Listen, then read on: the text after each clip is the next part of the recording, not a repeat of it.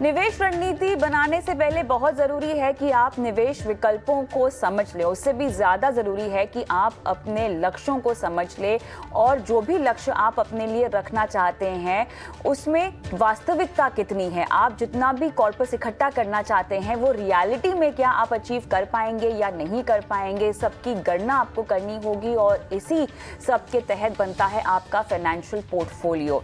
Money मंत्रा में हम आपको निवेश से जुड़ी हुई तमाम बारीकियां समझाते हैं और आज भी कई मुद्दों पर बात होगी। शो की शुरुआत करते हैं। मैं हूं आपके साथ कविता थपलियाल। देखते हैं ऑन द शो।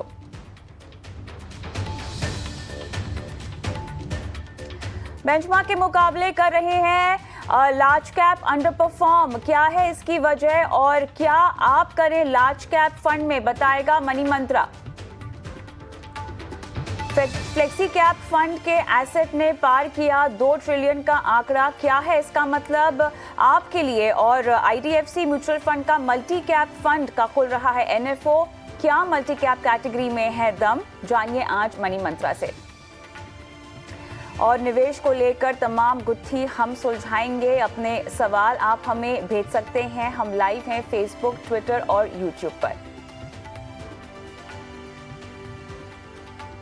तो चलिए आज आपको मिलवाते हैं हमारे मेहमान से भी। आज हमारे साथ तमाम मुद्दों पर अपनी राय रखने के लिए मौजूद है आनंद राठी प्राइवेट वेल्थ के डिप्टी सीईओ फिरोज अजीज। फिरोज, गुड इवनिंग, स्वागत है आपका मनी मंत्रा पर।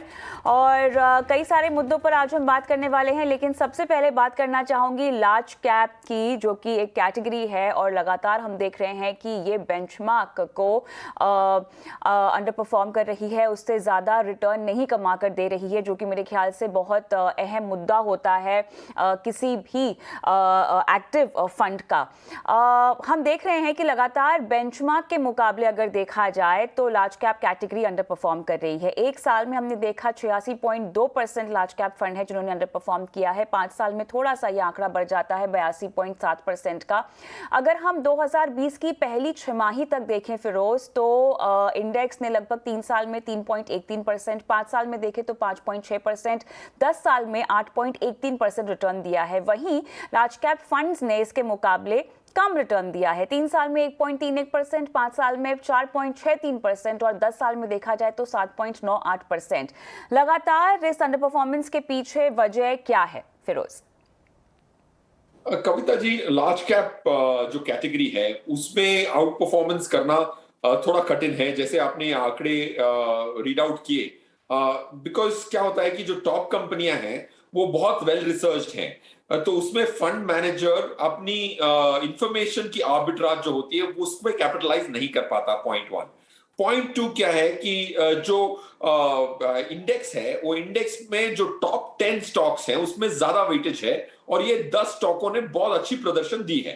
बट लास्ट 6-7 मंथ्स के एक्सेप्शन को देखें तो बाकी ये जो टॉप 10 स्टॉक्स हैं और उसमें हैवी वेट्स ने बहुत ज्यादा परफॉर्मेंस दिया, इसलिए निफ्टी की परफॉर्मेंस बहुत बेहतरीन रही है। सो पॉइंट 3 ये है कि लार्ज कैप में अगर आपको अल्फा जनरेट करना है तो आपको बहुत सेलेक्टिव होना पड़ेगा। मोस्ट पूरी कैटेगरी एवरेज को आउट परफॉर्म नहीं कर पाएगी निफ्टी को, so you will have to choose very very microscopically.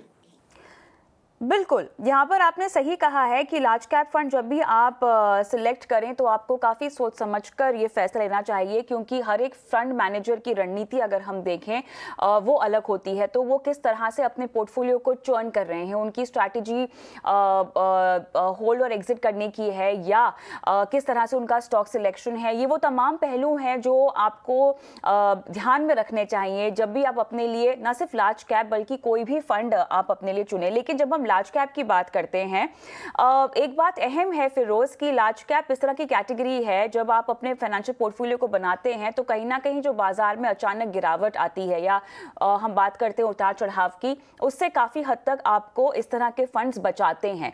लेकिन इस माहौल में जहां पर हम देख रहे हैं कि बाजार लगातार बढ़ रहा है, नए आयाम छू रहा है, रोजमर्रा की चाल की मैं बात नहीं कर रही हूँ, मोटे तौर पे जो हम देख रहे हैं कि नए लेवल्स पे बाजार कारोबार कर रहा है, अब ऐसे में लार्ज कैप फंड का परफॉर्म नहीं करना क्या इस बात की ओर इशारा है कि हमें अपने पोर्टफोलियो को लार्ज कैप के मुकाबले थोड़ा सा हल्का कर देना चाहिए?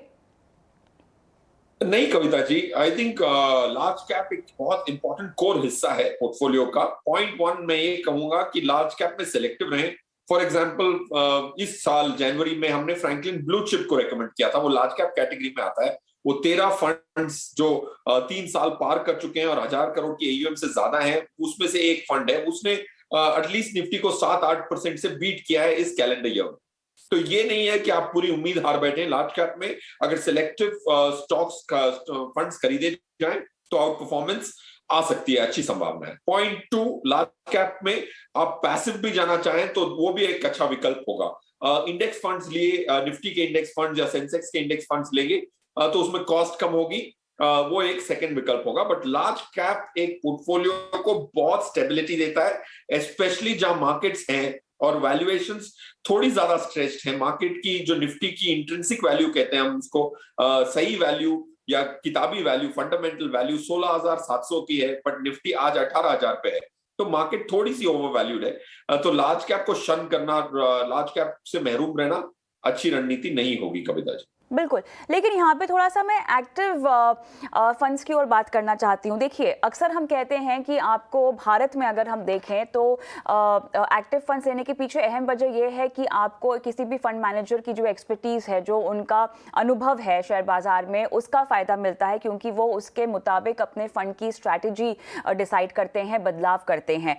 तो इस तरह से जब अंडर परफॉर्मेंस हम देखते हैं और वो भी इस दौर में जब बाजार नए आयाम छू रहा है, तो कहीं ना कहीं फंड मैनेजर की काबिलियत पे सवाल उठने लगते हैं।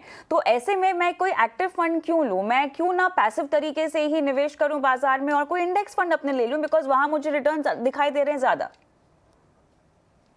कविता जी देखिए, आपने अगर अच्छी स्कीमें चुनी, 3 लार्ज कैप स्कीम में जो 2-3 सालों से रेकमेंड कर रहा हूं, कैनरा रेबको लार्ज कैप है और कैनरा रेबको ब्लू चिप है, मिराय एसेट लार्ज कैप है, इन्होंने अल्फा जनरेट की है। पूरी कैटेगरी ने अल्फा भले ही ना जनरेट की हो, तो पूरी कैटेगरीज को आप नहीं खरीदते, आप खरीदते हैं तो 2-3 स्कीम खरीदते हैं। 15 स्कीमें लार्ज कैप कैटेगरी की नहीं खरीदी जाती, तो आपकी जो रिटर्न है वो आपकी पर्टिकुलर स्कीम पे निर्भर है। और अच्छी तरह से चुनाव करें, और टारगेट एनएवी के आधार पर जो हम चुनाव करते हैं, फ्यूचर स्टॉक्स का कैसा लग रहा है पोर्टफोलियो के अंदर, उस आधार पर चुनते हैं तो परफॉर्मेंस अल्फा आता है। हमने ये देखा है कि लास्ट 10 साल के मेरे तजुर्बे में जहां अल्फा आना कठिन रहा है, उसमें भी अच्छे चुने हुए 2-3 लार्ज कैप फंड्स अगर आप चुन सके माइक्रोस्कोपिकली तो अल्फा आया है। बट हैविंग सेड विच, आपने जो कहा कि पैसिव जाऊं, तो अगर अल्फा की उम्मीद ही छोड़ दूं और कॉस्ट कम कर लूं, that's not a bad idea for a portion of your large cap. अच्छा, एक साल की बात अगर हम छोड़ दें, पिछले 5 सालों में अंडर परफॉर्मेंस के पीछे क्या वजह है? कविता जी, 5 सालों की जो अंडर परफॉर्मेंस है वो इसीलिए है क्योंकि लार्ज कैप में जो 50 स्टॉक्स हैं निफ्टी के फॉर एग्जांपल, और लार्ज कैप की जो डेफिनेशन है सेबी की, टॉप 100 स्टॉक्स हैं। इस 100 स्टॉक्स की जो इंफॉर्मेशन है वो सब एनालिस्ट के पास होती है, काफी सारे एनालिस्ट इसको कवर करते हैं। तो आपको कभी भी वो जो एडवांटेज मिलता है होमवर्क करने का, वो इसमें कम मिलता है। अब अगर उदाहरण के तौर पे एक छोटा स्टॉक लिया जाए जो टॉप 100 में नहीं आता है, उसमें एनालिस्ट जब मैनेजमेंट से मिलता है तो उसको ज्यादा जानकारी होती है मार्केट से ज्यादा, तो उसमें अल्फा जनरेट करना ज्यादा इजी होता है। And that's why long term में भी कैटेगरी ने अल्फा नहीं जनरेट किया, स्पेसिफिक स्कीम्स ने जरूर किया है। तो मोटी बात यह है कि अगर आपके पोर्टफोलियो में लार्ज कैप फंड है तो आपको फंड से निकलने की जरूरत नहीं है, या फिरोज आप ऐसा रेकमेंड करेंगे कि कुछ लार्ज कैप फंड है जिनमें से निकला जा सकता है, कुछ ऐसे ब्लू चिप फंड्स हैं जिसमें से अभी भी आपके पास गुंजाइश है, उनको अपने पोर्टफोलियो से बाहर निकालें और उसके बदले कुछ और शामिल कर दें? यस, हमारी जो रिकमेंडेशन में था एक्सिस ब्लू चिप था, उसको हमने होल्ड पे डाल रखा है क्योंकि उसकी जो अंडर परफॉर्मेंस है वो सस्टेन बेसिस पे चल रही है, उसका प्रदर्शन अच्छा था। तो एक्सिस ब्लू चिप है तो उसको हमने होल्ड या सेल पे आप जरूर लगा सकते हैं। चलिए, लेकिन मुझे आपसे अभी एक सवाल पूछना है कि अब अगर कोई लार्ज कैप फंड अपने पोर्टफोलियो में शामिल करना चाहे, जैसे कि रिकमेंडेशंस भी दी हैं आपने, किन बातों को ध्यान में रखे? 3 रिकमेंडेशन है, Canara Robeco blue chip, Mirae asset large cap, Franklin blue chip. इसमें ये बातों का ध्यान रखा गया है कि सेक्टर्स कैसे हैं आज, उनकी जो पोर्टफोलियोज, करंट पोर्टफोलियोज है, उनकी कॉन्स्टिट्यूएंट्स कैसी हैं, सेक्टर सिलेक्शन कैसा है। सेकंड, उनके स्टॉक्स जो हैं उनकी टारगेट प्राइसेस 1 साल के बाद वाली वो ली गई हैं, और उस आधार पे कितना और गुंजाइश है एनएवी की मूवमेंट का, उस आधार पे ये 3 स्कीमें बहुत अच्छी लगती है हमारे हिसाब से। चलिए आगे बढ़ते हैं और अगला मुद्दा जो मुझे आपके साथ आज डिस्कस करना था वो है फ्लेक्सी कैप का। एक तरफ लार्ज कैप में हम देख रहे हैं कि जिस तरह से अंडर परफॉर्मेंस हो रही है, लेकिन उसके बदले अगर हम फ्लेक्सी कैप देखें तो इनका जो एसेट बेस है वो लगभग 2 ट्रिलियन के पार पहुंच चुका है और इनफैक्ट 2.18 ट्रिलियन जो कि लार्ज कैप का कुल एसेट बेस है उसके बेहद करीब 2.15 ट्रिलियन के आसपास फ्लेक्सी कैप का एसेट बेस पहुंच चुका है। फिरोज, इसके पीछे कई सारी वजह हैं। मैं चाहती हूं कि आप एक एक करके ये वजह गिनाएं। जिस तरह से हमने देखा है कि नए नए एनएफओज आए हैं और सेबी ने जिस तरह से दिशा निर्देश दिए थे flexi cap multi cap category को लेकर, उसकी वजह से भी हमने बहुत बदलाव देखा। क्या यही सब वजह हैं कि इतना बड़ा एसेट बेस पहुंच गया है फ्लेक्सी कैप का? आई थिंक फ्लेक्सी कैप की ऑफ कोर्स ये जो एनएफओज आए उसमें बहुत सारी कलेक्शन हुई।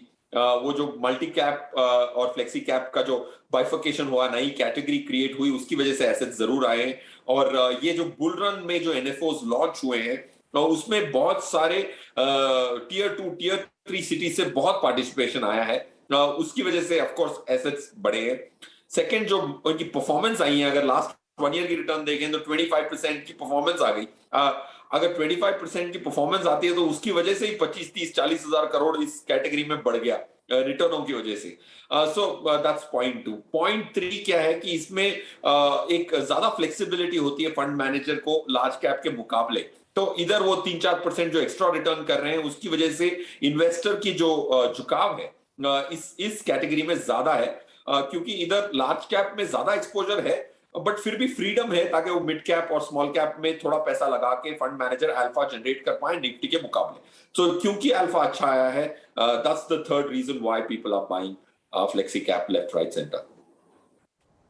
क्या फ्लेक्सी कैप ऐसी कैटेगरी बन सकती है जो आपको लगता है कि ओवरऑल इन्वेस्टमेंट में एक ऐसी कैटेगरी है जो सबसे ज्यादा मुनाफा आपको देगी लंबी अवधि में?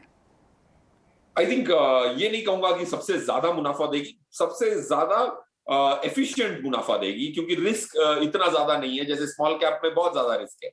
तो रिस्क के मुकाबले अगर दोनों पहलू देखूं तो एफिशिएंट रिटर्न आएगी। रिटर्न फॉर लोअर रिस्क, ये कैटेगरी डेफिनेटली आपको डिसअपॉइंट नहीं कर सकती। और इसमें काफी लंबी अवधि के भी फंड है। For example HDFC flexi cap and Canara Robeco flexi cap, ये दो स्कीम्स हम रेकमेंड करते हैं इस कैटेगरी में। It will give you good efficient returns. अच्छा, जिस तरह से हम इनफ्लो बढ़ता हुआ देख रहे हैं, साफ तौर से बाजार की चाल ने भी बहुत ज़्यादा उत्साहित किया है लोगों को पार्टिसिपेट करने के लिए, और उसमें फ्लेक्सी कैप ऐसी कैटेगरी उभरी है जहां पर तीनों तरह के एक्सपोजर्स लोगों को मिल जाते हैं, लार्ज, मिड और स्मॉल कैप। ऑब्वियसली कितना एक्सपोजर कितने में लेना चाहिए तो फंड मैनेजर का कॉल होगा, लेकिन फ्लेक्सी कैप अपने पोर्टफोलियो में एक से ज़्यादा रखने में समझदारी है, या आपको लगता है कि आपको डाइवर्सिफिकेशन के लिहाज से फ्लेक्सी कैप को थोड़ा सा ज़्यादा एक्सपोजर अपने पोर्टफोलियो में देना चाहिए? देखिए, आई थिंक करंटली जो फ्लेक्सी कैप्स की पोजीशनिंग है वो लार्ज कैप में ज्यादा झुकाव। तो लार्ज कैप स्कीम अगर आपके पास अधिक हो तो उसमें से निकल के फ्लेक्सी कैप जाने में बहुत अच्छी समझदारी है, क्योंकि category as a overall 2-3%, 4% extra दे पाती है लार्ज कैप के मुकाबले, in spite of having 70%, 80% of the money in large cap. तो to answer your pointed question Kavita ji, एक लार्ज कैप स्कीम कम करके आप फ्लेक्सी कैप बढ़ा सकते हैं, क्योंकि कैटेगरी अच्छा करेगी। फ्लेक्सिबिलिटी जो है फंड मैनेजर की उसका प्रयोग करके अल्फा जनरेट करने की संभावना इसमें ज्यादा है। अच्छा, हम कुछ फंड्स के नाम भी यहाँ पर फ्लैश कर रहे हैं जहाँ पे पिछले 1 साल के रिटर्न में हम देख रहे हैं 70% return PGIM India flexi cap की अगर बात करें, फ्रैंकलिन इंडिया में लगभग हम 69.26% का रिटर्न देख रहे हैं। एचडीएफसी फ्लेक्सी कैप है जो कि लगभग 68% के आसपास का आपको रिटर्न दे रहा है। साफ तौर से इस तरह के रिटर्न को देखकर तो कोई भी लड़ाई हो जाएगा कि अच्छा, फ्लेक्सी कैप बहुत बढ़िया कैटेगरी है, हालांकि ये पिछले 1 साल का ही रिटर्न है। अब इन रिटर्न को देखकर हमें क्या इन फंड्स को शामिल करना चाहिए पोर्टफोलियो में, या फ्लेक्सी कैप में निवेश करने का फैसला ले लेना चाहिए केवल 1 साल के रिटर्न को देखते हुए, क्योंकि हमारे ये 1 साल पुरानी कैटेगरी है? Kavita ji, I think category 1 साल पुरानी है। बहुत सारी स्कीम्स जो है वो पहले से एग्जिस्ट कर रही थी। तो अगर आप उसी स्कीम्स की पास्ट परफॉर्मेंस देखें तो आपको समझ में आ जाएगा, क्योंकि इनका नाम बदला है, इनकी कैटेगरी क्रिएट हुई है और रिक्लासिफाई हुए हैं। For example HDFC flexi cap, पहले वो 25 साल पुराना फंड है, माना कि कैटेगरी नहीं है बट पुराना फंड उस कैटेगरी में डाल दिया गया है। तो आप अगर कोई भी स्कीम चुन रहे हैं तो 1 साल का परफॉर्मेंस खाली ना देखें, वो स्कीम्स जो हैं वो काफी पुरानी भी हो सकती हैं, थोड़ी नई स्कीम्स हैं जिनका परफॉर्मेंस सिर्फ 6 महीने का, 1 साल का हो सकता है, but you have to look at performance, 3, 5, 10 year performance, भले ही वो पहले फ्लेक्सी कैप नहीं करार दी गई थी। चलिए आगे बढ़ते हैं। अगला डिस्कशन होने वाला है आईडीएफसी म्यूचुअल फंड के मल्टी कैप एनएफओ का, जो कि 12 नवंबर को खुलेगा और 26 नवंबर को बंद होगा। मल्टी कैप हम जानते हैं जिस तरह से जो दिशा निर्देश आए थे सेबी की तरफ से, इसको काफ़ी हद तक बहुत सारी एएमसीज ने फ्लेक्सी कैप में तब्दील कर दिया है, लेकिन अभी भी मल्टी कैप को लेकर फिरोज मुझे बताएं कितना क्रेज है लोगों में, कितना भरोसा है निवेशकों में, और क्या ये भरोसे का नतीजा है कि अब कुछ एएमसीज हमने देखा है कि मल्टी कैप एनएफओज और फंड्स ला रही हैं?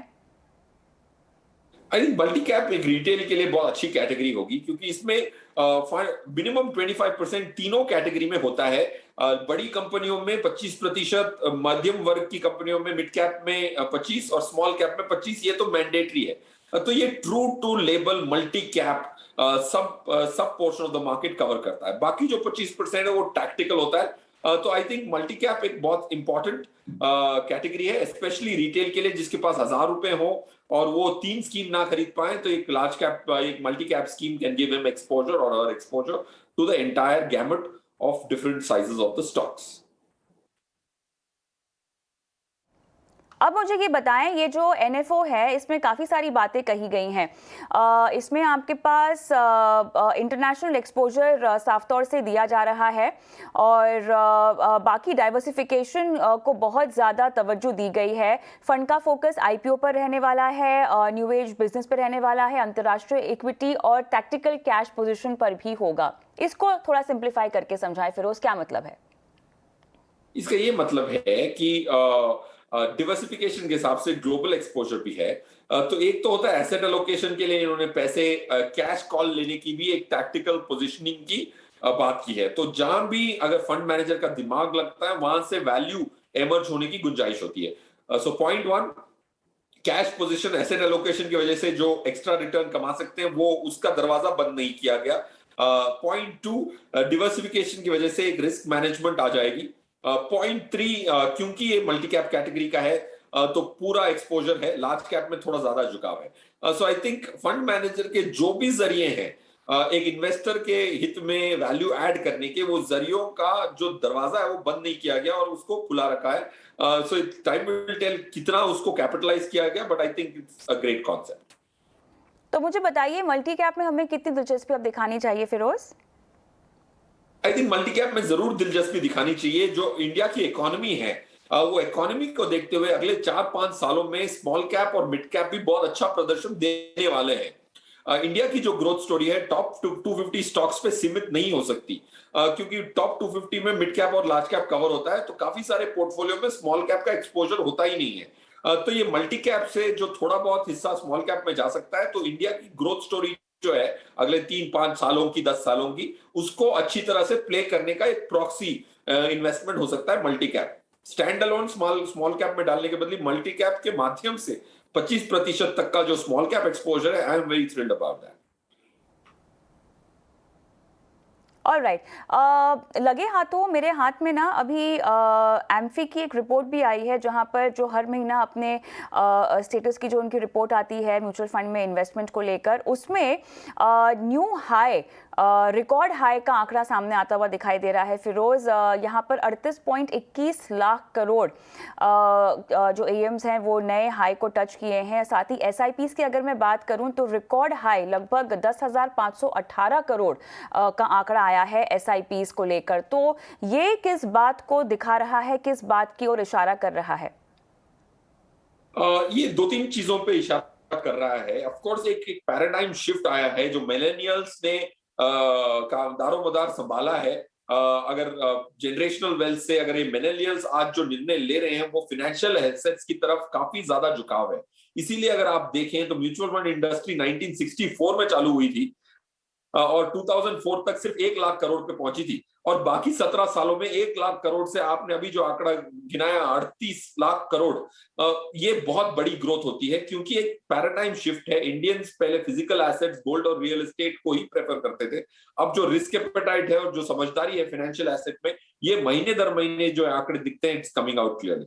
सेकंड क्या है कि जो मार्केट की करंट स्थिति है, ये भी मुझे थोड़ा कॉशन देता है क्योंकि इन्वेस्टर हमेशा 1 साल की रिटर्न देख के निवेश करता है और उनकी उम्मीदें भी उसी आधार पे बनी होती हैं। तो आज की डेट में जो पास्ट परफॉर्मेंस है काफी अच्छा दिख रहा है, तो लोग ललचा के लालसा में आके पैसे नहीं डाल रहे हो। I that's the second part. But the third part जो गुड न्यूज है, एसआईपी के जो आंकड़े हैं 10,500 करोड़ प्लस, ये बहुत पॉजिटिव साइन देता है। इन्वेस्टर एडुकेट होकर आ रहा है, ना कि सिर्फ लालच में पास्ट परफॉर्मेंस देख के। But it's a huge paradigm shift.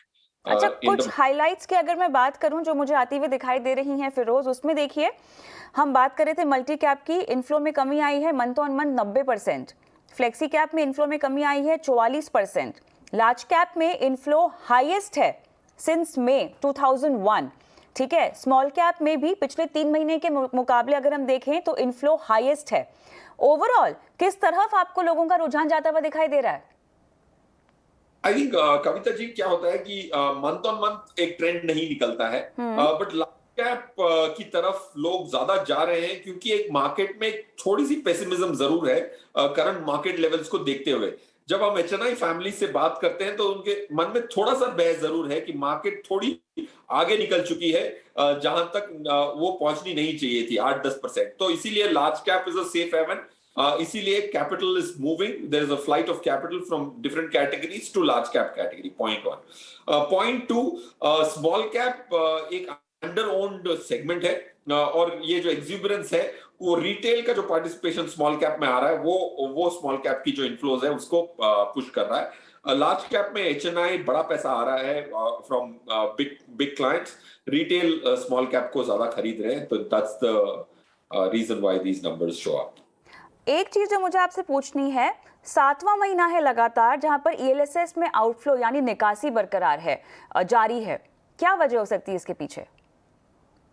I think Kavita ji, ELSS की जो लिमिट है वो काफी कम रह गई है। 1.5 लाख की जो लिमिट है वो उसमें ज्यादा ट्वीकिंग हुई नहीं है। तो इसीलिए जिनकी भी जो, जैसे किसी की आयु बढ़ती है तो उसके जो वॉलेंट्री डिडक्शंस होते हैं, जैसे ईपीएफ होता है, उसी में उनकी कवरेज हो जाती है, तो री इन्वेस्ट पैसा नहीं हो पा रहा है क्योंकि ईएलएसएस में 3 साल का लॉक इन होता है। तो 3 साल पहले की जो मेच्योरिटी आ रही है आज, अगर उस इन्वेस्टर को टैक्स बेनिफिट नहीं मिल रहा है तो ईएलएसएस के बदले कोई भी अदर ओपन एंडेड स्कीम्स में जा रहे हैं। अगर ये टैक्स की जो लिमिट है वो बढ़ा दी जाए इस बजट में, तो definitely ELSS will start seeing री इन्वेस्टमेंट्स। अच्छा, आउटफ्लो, नेट इनफ्लो तो यहाँ पर 38,275 करोड़ का है, लेकिन नेट आउटफ्लो अगर हम देखें तो 47,257 का है। और ये अगर मैं इक्विटी में देखूं तो इक्विटी का इनफ्लो है 5,215 करोड़ का, आउटफ्लो है लगभग 8,677 करोड़ का। तो कहीं ना कहीं आपको लग रहा है कि लोग पैसे कमा कमा कर निकाल भी रहे हैं? करेक्ट। आई थिंक काफी प्रॉफिट बुकिंग भी हो रही है, काफी छूट भी गए थे। ये 1 साल बहुत ड्रामेटिक ईयर रहा है। थोड़े लोग बिल्कुल ही बाहर छूट गए, थोड़े लोगों ने बहुत पैसा कमाया, क्योंकि ये मार्केट की ये जो इतनी बड़ी रैली थी इसकी उम्मीद नहीं कर पाए काफी सारे निवेशक।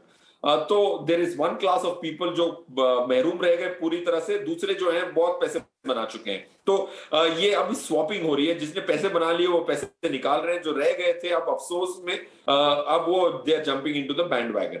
सो आई थिंक काफी चर्न हो रहा है, बट नेट पॉजिटिव है, दैट्स द ग्रेट न्यूज़। ख्याल से सबसे बड़ा पॉजिटिव यहाँ पर यही है कि एसआईपी के अगर हम आंकड़े देखें तो मंथ ऑन मंथ थोड़ा सा इजाफा ही आया है। 10,351 करोड़ पिछला महीना था और अभी जो आंकड़े आए हैं 10,519 करोड़ है। थोड़ा बहुत ही सही, लेकिन हम देख रहे हैं कि एसआईपी को लेकर, जो कि सबसे बढ़िया माध्यम है देखिए निवेश करने का, आपको लमसम एकमुश्त या बहुत ज्यादा पैसों की जरूरत नहीं होती है, बूंद बूंद से सागर बनता है। इसीलिए छोटी से छोटी राशि से भी आप एसआईपी के जरिए निवेश कर सकते हैं। इसका फायदा, इसकी समझ अब लोगों में आती हुई दिखाई दे रही है। हालांकि छोटे शहरों से ये जो चलन है, ट्रेंड है, वो ज्यादा आता हुआ दिखाई दे रहा है। फिरोज, क्या कहेंगे?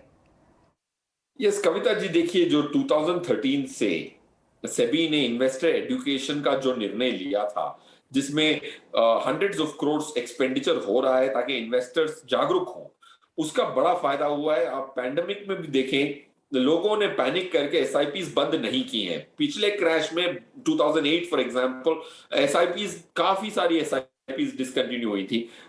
इस साल इस बार नहीं हुई। तो आई थिंक जो इन्वेस्टर एजुकेशन जो इंडिया के कोनों में पहुंच रहा है, उसका जो बहुत एक्सपोनेंशियल जो फायदा है, 4 5 7 सालों की मेहनत अब रंग ला रही है, क्योंकि मार्केट की भी थोड़ी पुश मिल गई, मार्केट की जो ऑप्टिमिज्म मिल गई और 5 7 साल का एजुकेशन मिल गया। तो इन दोनों की कॉम्बिनेशन एक deadly very fruitful combination industry को मिली है।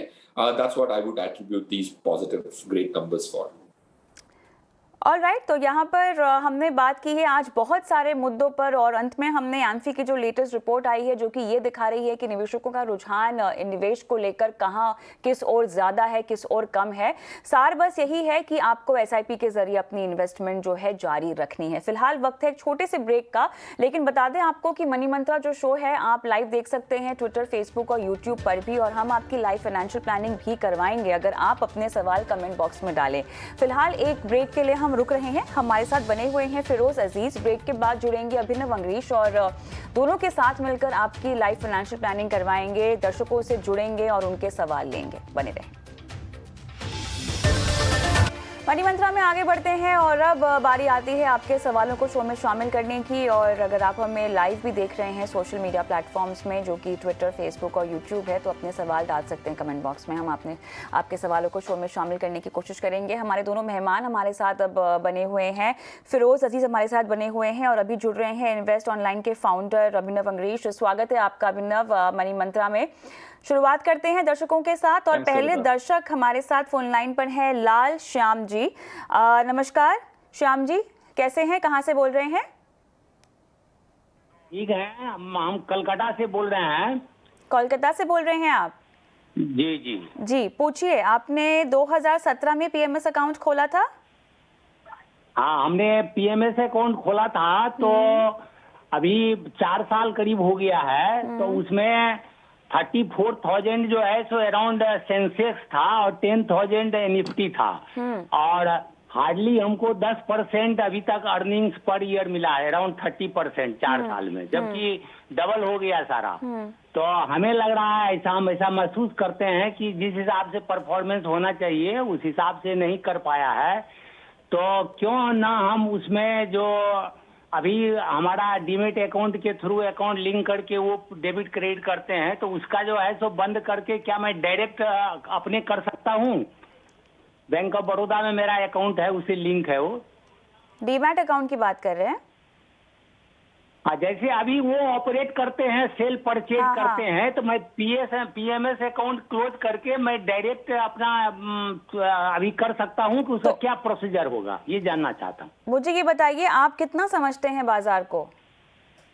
मैं ऐसे एक वाइफ का मेरा ICICI बैंक में है, वो मैं 15-20 साल से चला रहा हूँ, और मैं बैंक ऑफ बड़ौदा में DGM था, तो फाइनेंस बहुत समझता हूँ, इसका कोई इशू नहीं है। बहुत बढ़िया। तभी मैं लगाया था उसमें, जो चलो भाई वो करेंगे। जी, चलिए अभिनव हमारे साथ जुड़े हुए हैं। अभिनव, मेरे ख्याल से आप इनकी सहायता करना चाहते होंगे, क्योंकि ये 2 अलग अलग चीज़ों की शायद यहाँ पे बात कर रहे हैं। सबसे पहले तो PMS सर्विस तो इनको बंद कर देनी चाहिए, क्या कहेंगे आप, अगर इनको सूट नहीं हो रही है तो? कविता, देखिए PMS का परफॉर्मेंस किस बेसिस पे जज कर रहे हैं मैं जानता नहीं, कौन सा PMS है और PMS का बेंचमार्क क्या है। सिर्फ अज्यूम करना कि निफ्टी या सेंसेक्स इस लेवल पे था और आज इस लेवल पे इसलिए रिटर्न नहीं आया, तो थोड़ा सा डिबेटेबल है जब तक थोड़े और डिटेल्स नहीं मिले। मोतीलाल ओसवाल का है ये बोल रहे हैं अभिनव? ओके, उसमें भी मल्टीपल स्कीम्स हो सकती हैं। Schemes, exactly. हाँ, कुछ अगर नाम बता पाए आप हमें लाल श्याम जी? उसमें 3 अकाउंट है, वो ट्रिलियन वाला एक अकाउंट है, एक वैल्यू का है, और एक, तो उसमें जो है सो करीब मेरा 28 लाख का है इन्वेस्टमेंट, जो 25 लाख का पहले होता था, तो अभी चलिए स्कीम्स को लेके थोड़ा सा वेग आइडिया है सर, थोड़ी सी क्लैरिटी अगर होती तो और बेहतर हम आपको सलाह दे पाते। खैर अभिनव, कंटिन्यू करें। तो देखिए, PMS अकाउंट का स्ट्रक्चर ऐसा होता है कि आप पोर्टफोलियो मैनेजर को एक पावर ऑफ अटॉर्नी अलॉट करते हैं, इसके बेसिस पे वो आपके बिहाफ पे ट्रांसफर करते हैं, ट्रांजैक्ट करते हैं। तो आपको ये अकाउंट ऑपरेट करना नेचुरली पॉसिबल नहीं होगा, अगर आप अकाउंट क्लोज करें तो आप पोर्टफोलियो मैनेजर को रिक्वेस्ट कर सकते हैं कि वो स्टॉक्स आपके पर्सनल डीमैट में ट्रांसफर करें, फिर आप उस वहां से इजीली ट्रांजैक्ट कर सकते हैं। बट स्पेसिफिकली वो स्पेसिफिक अकाउंट से ट्रांजैक्ट करना विल नॉट बी पॉसिबल। तो अब इनको क्या मैं करना और भी चाहिए? बताना बताऊंगा। जी। तो देखिए, दो तरीके के पीएमएस अकाउंट्स होते हैं, एक डिस्क्रेशनरी बोलते हैं और एक नॉन डिस्क्रेशनरी अकाउंट होता है।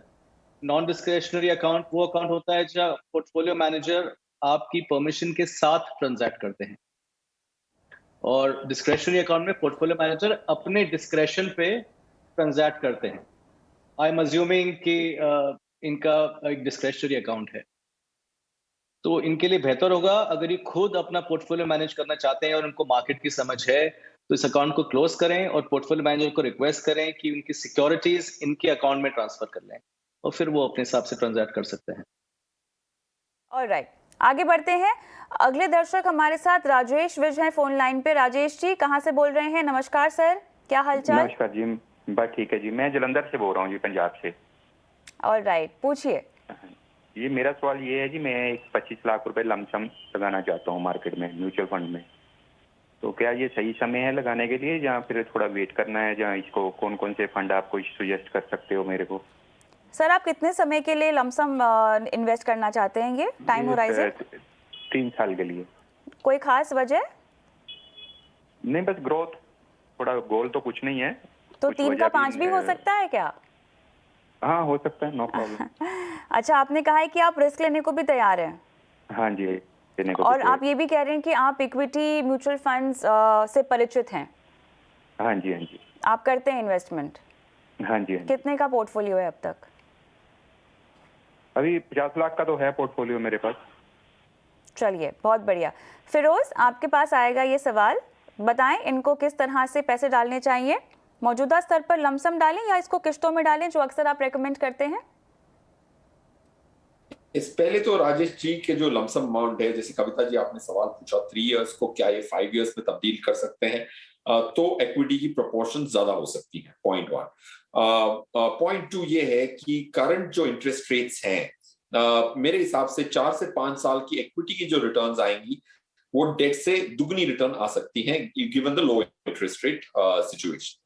पॉइंट 3, इनको क्या एक मुश्त निवेश करना चाहिए या स्टैगर करके इन्वेस्ट करना चाहिए? हमारे हिसाब से हम जो एडवाइस कर रहे हैं करंटली हमारे क्लाइंट्स को, क्योंकि निफ्टी 18,000 पे है और उसकी इंट्रिंसिक वैल्यू या उनकी करेक्ट वैल्यू फंडामेंटल के हिसाब से 16,600-700 होनी चाहिए, तो लमसम निवेश नहीं करना चाहिए।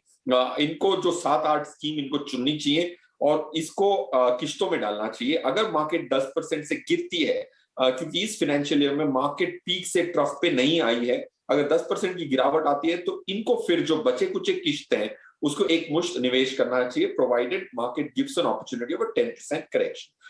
तो स्कीम्स चुन लें और हर महीने एक स्कीम में इन्वेस्ट करें, डेट से इक्विटी में मूव करें, और अगर मार्केट 10% की करेक्शन दे तो जो बची हुई किश्त है उसको इन्वेस्ट कर दें इक्विटी में लमसम। ओके, नाम बताएंगे आप स्कीम्स का? Sure Kavita ji, large cap category में 2 स्कीम्स बताऊंगा। Mirae asset large cap, Canara Robeco blue chip. Mid cap schemes में DSP mid cap and Kotak emerging equities. Focused category में आईसीआईसीआई फोकस्ड इक्विटी फंड और एसबीआई फोकस्ड इक्विटीज का स्कीम। ये 6 scheme हो गई 3 कैटेगरी से। फिर आता है फ्लेक्सी कैप कैटेगरी में HDFC flexi cap, Kotak equity opportunities and Canara Robeco flexi cap. ये 9 स्कीम्स दी हैं। अगर 10वीं स्कीम भी चाहिए तो Franklin India blue chip fund. 10 schemes इसीलिए दी हैं क्योंकि इनका अमाउंट 25 लाख का है, और 2 डेट स्कीम्स भी दूंगा। अगर ये 3 साल को 3 साल ही रखें तो 75% ही इक्विटी में जाना चाहिए, 25% डेट में रहना चाहिए। डेट की 2 स्कीम्स होंगी, आईडीएफसी डायनेमिक बॉन्ड फंड और SBI medium term fund. Alright Rajesh ji, आपको समझ में आ गई किस तरह से आपको डालने हैं पैसे डिवाइड करके? हाँ जी, हाँ जी। वैसे ये जो शो है YouTube पर भी डला रहता है, तो अगर आपका फंड का नाम छूट गया हो तो आप वहां पे भी देखकर नोट डाउन कर सकते हैं। आगे बढ़ते हैं, अगला सवाल रमाकांत दुबे का होगा। रमाकांत जी, क्या फोन लाइन पर है मेरे साथ? जी सर नमस्कार, गुड इवनिंग। नमस्ते मैडम, नमस्ते। कैसे हैं आप? ठीक है। कहाँ से बोल रहे हैं? जी मैं यूपी से बोल रहा हूँ, इटावा से। अच्छा, इटावा से बोल रहे हैं। बताइए सर, आपको बैलेंस एडवांटेज फंड ही क्यों चाहिए? मैडम मैं सीनियर सिटीजन हूँ, 69 की एज है मेरे अच्छा। पास 5 लाख रुपए सरप्लस में पड़े हैं, तो उनको हम कहीं लगाना है म्यूचुअल फंड में। सर समझते हैं ना आप ऐसे म्यूचुअल फंड्स को और इक्विटी बाजार को? हाँ समझता हूँ मैं, मेरे पास और भी हैं अच्छा अच्छा। फंड हैं। तो कितने साल का नजरिया दे रहे हैं वैसे इन पैसों को आप? 5 साल का है। 5 साल का। चलिए, तो अभिनव मुझे लगता है कि आपकी मेहनत थोड़ी सी यहाँ पर कम हो गई है। कम से कम आपको ये तो समझाना नहीं पड़ रहा है कि कितना जोखिम ये ले रहे हैं। ये खुद ही मेरे ख्याल से पूरी एनालिसिस करके बैठे हुए हैं और कह रहे हैं कि इनको अच्छा बैलेंस एडवांटेज फंड चाहिए। एब्सोल्युटली कविता, आई थिंक काफी एक्सपीरियंस इन्वेस्टर हैं, पर हमारे दूसरे दर्शकों के लिए मुझे लगता है बताना चाहिए कि बैलेंस एडवांटेज फंड क्या कैटेगरी है, बिकॉज नेचुरली हर इन्वेस्टर की रिस्क प्रोफाइल अलग होती है, तो ये समझना जरूरी है। देखिए, बैलेंस एडवांटेज टिपिकली एक मिक्स ऑफ पोर्टफोलियो है इक्विटी और डेट में। जब फंड मैनेजर डिसाइड करते हैं कि उनको कितना एक्सपोजर इक्विटी में ज्यादा रखना चाहिए या कम रखना चाहिए, तो टिपिकली एक मिक्स रहता है। नेचुरली हर फंड हाउस का एक्सपोजर इक्विटी की तरफ सेम रहेगा, ऐसा कोई स्टैंडर्ड नहीं है। बट अगर आप पिछले कुछ साल का अगर रिटर्न परफॉर्मेंस के बेसिस पे अगर आप इन्वेस्ट करेंगे, तो naturally equity oriented balance fund जो ज्यादा इक्विटी ओरिएंटेड में है इन्वेस्टेड, उसमें बैलेंस एडवांटेज फंड में आपको ज्यादा रिटर्न्स दिखेंगे। इसलिए ये समझना जरूरी है कि कौन सी स्कीम का कितना एक्सपोजर इक्विटी में है और उसके हिसाब से क्या वो आपके रिस्क प्रोफाइल को सूट होता है या नहीं। उसके लॉजिक पे और उसको समझते हुए मैं इनको 3 स्कीम्स रिकमेंड कर सकता हूँ, जो तीनों अलग अलग रिस्क प्रोफाइल कैटेगरी में है डिपेंडिंग ऑन देयर इक्विटीज। पहली स्कीम है HDFC बैलेंस एडवांटेज फंड। इसका 70% करंटली एक्सपोजर इक्विटीज में है और 20% डेट में है और 10% कैश इन्वेस्टमेंट्स में है। तो उसके बाद दूसरी स्कीम में रिकमेंड करूंगा वो एक्सिस बैलेंस एडवांटेज फंड, जो 46% इक्विटी में है, 34% डेट में है, 20% कैश में है।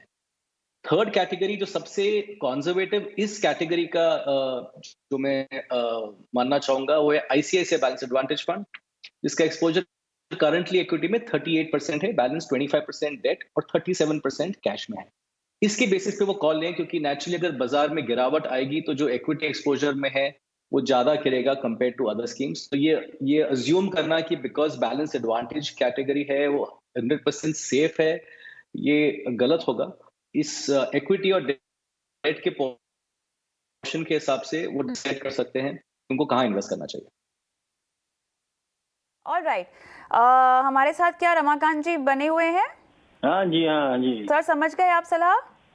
जी। चलिए, बहुत बहुत शुक्रिया अपना सवाल हमें भेजने के लिए। Okay, thank you ma'am. Thank you sir. Ritesh का मैं सवाल लूंगी। इन्होंने हमें सवाल भी भेजा, अपना नंबर भी भेजा, लेकिन अभी फ़ोन नहीं उठा रहे हैं। फिरोज, इनको निवेश करने हैं 5 साल के लिए, लगभग 4 लाख रुपए लिखा है, शायद 4 है या 40 है, मैं कंफ्यूज हूँ, मुझे थोड़ा सा कंफर्मेशन चाहिए, क्लैरिटी चाहिए, पर ये मिल नहीं रहे हैं। बहरहाल 4 लाख है इनके, तो बताएं 5 साल के लिए कहाँ डिवाइड करके कैसे डालें? ये 5 साल के लिए निवेश करना चाहते हैं तो इक्विटी की 4 स्कीम्स होंगी, डेट की एक स्कीम जरूर इन्वेस्ट कर सकते हैं in equal proportion. 4 equity schemes, एक मेरा एसेट लार्ज कैप होगा, गौरव मिश्रा का जो फंड है 62 स्टॉक्स हैं उसमें, तो वेरी वेल डिवर्सिफाइड है। कोटक इमर्जिंग एक्विटीज जो मिड कैप कैटेगरी है पंकज टिब्रीवाल का, उसमें भी 67 स्टॉक्स हैं, तो 2 डिवर्सिफाइड स्कीम्स हो गई मिड कैप और लार्ज कैप की। एक ICICI फोकस्ड इक्विटी में हाई कन्विक्शन बेट्स होते हैं फंड मैनेजर के, सो ICICI वाले फोकस्ड फंड में सिर्फ 30 स्कीम्स हैं, 30 स्टॉक्स हैं। प्रियंका खंडेलवाल जो फंड मैनेजर है उन्होंने बहुत अच्छी स्टॉक पिकिंग की है। So and lastly Canara Beko flexi cap, ये 4 स्कीम में अगर 20% डालेंगे तो 80% जो 4 लाख में से 3,20,000 रुपए इक्विटी में चले जाएंगे। 80,000 जो बचे डेट के लिए, 2 स्कीम्स जो SBI मिड कैप रेकमेंड की थी हमने दूसरे दर्शक को, और IDFC का डायनामिक बॉन्ड फंड में 40,000 ईच। तो ये 4 लाख का 80-20 का एलोकेशन होगा और 5 साल में 11 से 13% की रिटर्न की उम्मीद जरूर कर सकते हैं। आपने ये जो फंड सिलेक्शन किया है फिरोज, ये किस बेसिस पे किया है कि आपको लगता है ये थोड़े से एग्रेसिव है 5 साल के नजरिए के लिए? नहीं कविता जी, आई थिंक जो फ्लेक्सी कैप है और लार्ज कैप है वो तो लार्ज कैप की तरफ झुकाव ज्यादा है उसमें। एक मिड कैप स्कीम है, एक फोकस कैटेगरी है, तो बहुत डिवर्सिफाइड पोर्टफोलियो इसको इस आधार पे करते हैं। हम एक एनालिटिक्स करते हैं मैथमेटिक्स की जो लीड इंडिकेशन थ्रो अप करती है। तो इनकी जो डाउनसाइड कैप्चर रेशियो जिसको कहते हैं, जो लोअर रिस्क की एम्फेसिस करता है, वो कम है इसकी मुकाबले, रिटर्न के मुकाबले। सो एफिशिएंट है, डाउनसाइड कैप्चर रेशियो कम है, और टारगेट एनईवीज जो हम कंप्यूट करते हैं एनालिसिस को लेके, ये अच्छी गुंजाइश रखते हैं ग्रोथ की विथ रीजनेबल रिस्क। ऑलराइट, आगे बढ़ेंगे और अगले कॉलर की ओर रुख करेंगे। हमारे साथ लक्ष्मण शर्मा जी फोन लाइन पर हैं। हाँ जी, नमस्कार मैम। नमस्कार शर्मा जी, क्या हालचाल? बहुत अच्छा, आप कैसे हैं? बिल्कुल ठीक, थैंक यू सो मच। आपने अपना सवाल हमें भेजा है जहां पर आपको डेट फंड में निवेश करना है ना? हाँ जी। बैंक एफडी में भी पड़े हैं आपके कुछ पैसे? हाँ जी, बैंक एफडी में मुझे 7.1% मिल रहा है। ठीक है। I invest for 3 years। और उसके अलावा 20 लाख और रखे हैं, तो उनको मैं डेट फंड में डालना चाहता हूँ ताकि I can get better than FD return and it will be inflation adjusted. ठीक है, तो एफडी में जो आपने कर रखा है वो मैच्योर कब हो रही है? क्या उनको निकाल के भी आप डेट फंड में डालना चाहते हैं कि ये 20 लाख रुपए अलग से ही पड़े हुए हैं? 20 लाख अलग से पड़े हैं। चलिए ठीक है। अभिनव, तो अब जो इनके पैसे एफडी में है वो तो है मेरे ख्याल से 7.21%, नॉट बैड, इन्होंने अच्छे रेट पे डाला हुआ है। लेकिन अभी अगर डेट फंड में इनको 20 लाख रुपए डालने हो मौजूदा स्थिति में, किस तरह का डेट फंड आप रेकमेंड करते हुए दिखाई दे रहे हैं?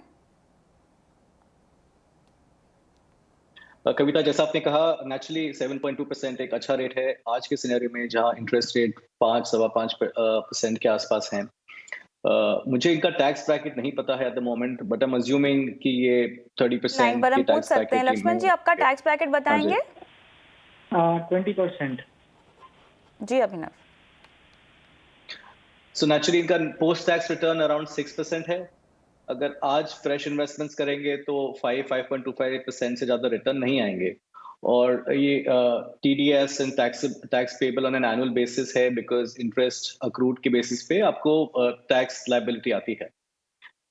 जो इनका थॉट प्रोसेस है कि वो डेट फंड में इन्वेस्ट करें क्योंकि इन्फ्लेशन एडजस्टेड रिटर्न्स मिलेंगे, तो ये एकदम सही थॉट प्रोसेस है। Naturally last 1.5 year because interest rates में इतनी करेक्शन आई है, और बॉन्ड रेट्स में भी करेक्शन आई, जो नीचे की तरफ आए हैं रेट्स, तो यील्ड्स डेट फंड्स के भी कंपैरेटिव टू लास्ट ईयर काफी कम हो गए हैं। बट फिर भी effectively over a period of 3 years and more, because आपको इसमें टैक्स इंडेक्सेशन बेनिफिट मिलता है, तो debt funds are still preferred compare to normal fixed deposits. दूसरा, डेट फंड्स में जितना आप लंबा निवेश करते हैं, आपको इंडेक्सेशन बेनिफिट्स उतना ही इंक्रीज होता है। ये बहुत सिमिलर है जैसे आपकी रियल एस्टेट इन्वेस्टमेंट्स होती है। तो जब तक आप रिडीम नहीं करेंगे, इन्वेस्टेड रहेंगे, तब तक you are not liable to pay any tax. Because FD से कंपेयर कर रहे हैं और स्पेसिफिकली डेट में इन्वेस्ट करेंगे, तो मैं इनको 2 स्पेसिफिक स्कीम से रिकमेंड कर रहा हूँ। एक Kotak bond short term fund है, और HDFC medium term debt fund है। ये 2 स्कीम्स लगभग 3 से 4 साल के लिए इनके पोर्टफोलियो के लिए आइडियल होंगी। ग्रॉस रिटर्न एनुअलाइज 5.5 से 6% तक एक्सपेक्ट कर सकते हैं। उसके बाद इंडेक्सेशन बेनिफिट्स आर इम्पोर्टेंट। कविता, एक मोस्ट इम्पोर्टेंट 3-4 पॉइंट्स होते हैं जब आप डेट फंड सिलेक्ट करते हैं, क्योंकि डेट एक बहुत कॉम्प्लेक्स प्रोडक्ट है compare to equities. In fact equities बड़ा इजी होता है क्योंकि आप शेयर्स में निवेश करते हैं, तो शेयर्स अगर बढ़ते हैं तो आपका पोर्टफोलियो बढ़ता है। डेट फंड्स काफी ब्रॉड होते हैं, राइट, क्योंकि आपके पास लिक्विड फंड कैटेगरी होती है, फ्लोटिंग रेट होती है, short term, medium term and so on. Her portfolio एक पीरियड के हिसाब से, एक एवरेज पीरियड के हिसाब से इन्वेस्ट किया जाता है। तो आपको होराइजन समझ के शॉर्ट टर्म या लॉन्ग टर्म या एकदम ओवरनाइट पीरियड, किस पीरियड के आप इन्वेस्ट करना चाहते हैं, ये समझना बड़ा जरूरी है। मोस्ट इम्पोर्टेंटली, कभी कभी ऐसा भी होता है कि डेट फंड्स का कोई स्पेसिफिकली सिग्निफिकेंट चेंज फंडामेंटल्स में नहीं आया हो जो फंड मैनेजर ने लिया हो, तो ये once in a while track करना चाहिए। हालांकि ये बहुत रेयर होता है, पर अगर आप इन्वेस्ट कर रहे हैं तो थोड़ा सा ध्यान रखना पोर्टफोलियो में, या अपने एडवाइजर से कंसल्ट करना, ये सही होगा। ये बहुत खूबसूरती से अभिनव ने तमाम डिटेल्स यहाँ पर दी है और उम्मीद करते हैं शर्मा जी आप अब निवेश करेंगे। एक शॉर्ट टर्म और एक मीडियम टर्म आपको फंड रेकमेंड किया गया है डेट फंड के लिहाज से। आगे बढ़ेंगे। शो का आखिरी सवाल फिरोज आपके लिए है। नितिन पाटिल साहब पूछ रहे हैं लंबी अवधि के लिए शेयरों में निवेश किया जाए या म्यूचुअल फंड में। फ़ोन नहीं उठा रहे, हम बहुत कोशिश कर रहे हैं इनसे बात करने की लेकिन संपर्क नहीं हो पा रहा। दोनों को कंपेयर नहीं किया जा सकता क्योंकि हम तो हमेशा एक फाइनेंशियल पोर्टफोलियो बनाने की सलाह देते हैं और सिस्टमैटिक तरीके से अप्रोच लेने की सलाह देते हैं। लेकिन मेरे ख्याल से न सिर्फ नितिन पाटिल बल्कि ऐसे बहुत सारे मिलेनियल्स भी होंगे जो यही सोचते होंगे कि नहीं आजकल तो शेयर बाजार में बड़े पैसे बन रहे हैं तो यहाँ पर लगा लिया जाए और मुनाफा कमा लिया जाए। लेकिन कितना हिस्सा हमें शेयरों को देना चाहिए पोर्टफोलियो में, कितना हिस्सा म्यूचुअल फंड के जरिए बाजार में लगाना चाहिए, ये समझना बहुत जरूरी है। फिरोज इस कविता जी दोनों ही विकल्प ठीक हैं, बट आई थिंक शेयर में डायरेक्टली बिगिनर जब लगाता है तो मुझे बड़ा भय लगता है। क्योंकि अगर किसी ने म्यूचुअल फंड में 5, 7, 10 साल इन्वेस्ट किया फिर वो ग्रेजुएट कर रहे हैं, स्टॉक्स खुद खरीदने की सोच रहे हैं तो अलग बात है।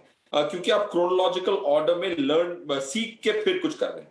काफी बार ऐसी बुल रन्स जो 1 साल में देखने को मिली है, 1-1.5 साल में, तो इसमें काफी सारे नए निवेशक सीधे स्टॉक्स में डैबल करने के लिए लग जाते हैं और जब मार्केट थोड़ी करेक्ट होती है तो सरप्राइज हो जाते हैं क्योंकि उन्होंने मार्केट की उतार चढ़ाव का चाल देखा ही नहीं होता है। सो पॉइंट 1, आप जरूर 20 से 30%, इवन 50% स्टॉक्स कर सकते हैं, but at least 5, 7, 8 years of investing experience होना जरूरी है। मार्केट साइकिल्स को देखने की जो हो चुका होना चाहिए 7-8 साल का तजुर्बा। That's point 1।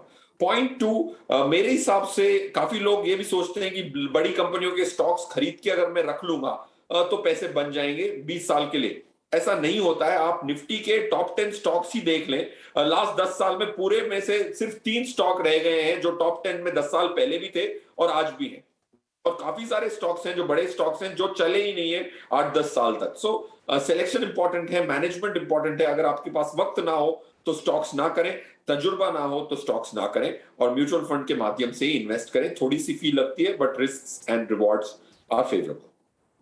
अच्छा, अभी ना बहुत सारे लोग ऐसा भी करते हैं कि कोई एक म्यूचुअल फंड का पोर्टफोलियो देख लेते हैं और फंड मैनेजर ने कहाँ कौन से स्टॉक खरीदे हैं उसको उतनी अवधि के लिए खरीद लेते हैं और जब पोर्टफोलियो बदलाव हो जाए तो वो स्टॉक बदल देते हैं और बेच देते हैं। ये करना कितना घातक हो सकता है आपके फाइनेंशियल पोर्टफोलियो के लिए? कविता, एवेश, इतना इजी होता कॉपी करना किसी और का पोर्टफोलियो और आप अपना खुद का पोर्टफोलियो आप अकॉर्डिंगली चेंज कर दें। फंड मैनेजर्स काफी डिसीजंस लेते हैं, कभी पोर्टफोलियो हेज भी करते हैं वो फ्यूचर्स एंड ऑप्शंस में, या विद इन द पीरियड जब तक आपको पोर्टफोलियो आता है तभी भी कई बार चेंजेस हो जाते हैं। ये जरूरी नहीं है कि जो उनका पोर्टफोलियो है वो आपके लिए भी सूटेबल है कि नहीं।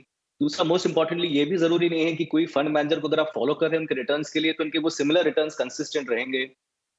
जैसे फिरोज ने भी कहा, अगर आप हिस्टोरिकली जाएं, ऐसे काफी फंड मैनेजर्स हैं जो 10 साल पहले काफी जाने जाते थे अपने पोर्टफोलियो के लिए और आज दूसरे और नए फंड मैनेजर्स ने अपने पोर्टफोलियो में काफी अच्छा रिटर्न्स और परफॉर्मेंसेस दिए हैं। मैं फिर भी कहूंगा past performance does not sustain in future, but इस तरह रेप्लिकेट करना I don't think it's even possible. अगर वो होता तो नेचुरली एक फंड मैनेजर से ज्यादा किसी को जरूरत पड़ती नहीं और सब भी अपने फंड मैनेजर्स होते, तो आपकी और मेरी भी ये शो में भी जरूरत नहीं होती फिर।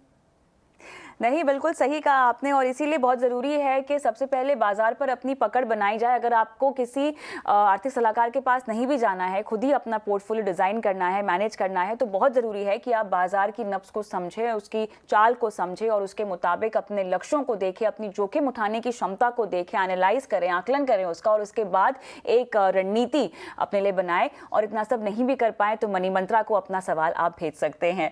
चलिए, बहुत बहुत शुक्रिया फिरोज आपका, अभिनव आपका, समय निकाल के दर्शकों को आज मदद करने के लिए, उनके फाइनेंशियल पोर्टफोलियो में उनको सही राह दिखाने के लिए। मनी मंत्रा में मुझे भी इजाजत दें, लेकिन अपने सवाल हम तक पहुंचाते रहें, व्हाट्सएप करें और अपने सवाल फेसबुक, ट्विटर, यूट्यूब के जरिए भी हम तक पहुंचा सकते हैं। फिलहाल मुझे इजाजत दें, नमस्कार।